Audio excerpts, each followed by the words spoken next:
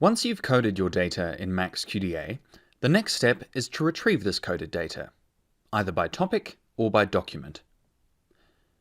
To do this, you need the Retrieved Segments window. You can open the Retrieved Segments window via this button here, if it's not visible on your screen already. You can fill this window with coded segments from your data by activating the relevant documents and codes.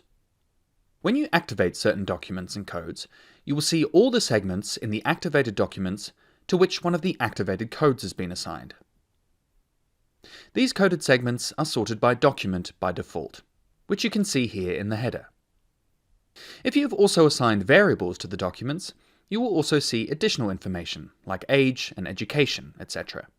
You can also sort the Retrieved Segments window by the activated codes or the weighting of these codes by going to the settings. The sidebar on the right displays the assigned comments for the respective coded segments. With a double click, you can edit these comments anytime you like. When you click on the coding stripe to the left of a coded segment, the document browser automatically jumps to the corresponding position in the data. The source information under the coded segment works in the same way. If you like, you can now modify your existing coded segments by, for example, selecting a given segment and dragging a previously assigned code onto the segment again. You can also move the segment to another code entirely by dragging the segment to the new code.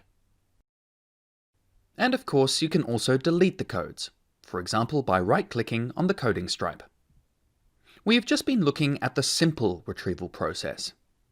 If you have a more complex query, for example if you're interested in overlapping codes or codes that are close to each other, you can display these correlations with the complex coding query option.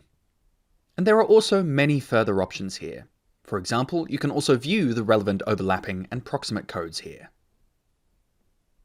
MaxQDA's analysis tools give you many more options for evaluating coded text passages, such as the Summaries option, for example, in which you can summarize coded segments in your own words, and then evaluate them in a variety of different ways.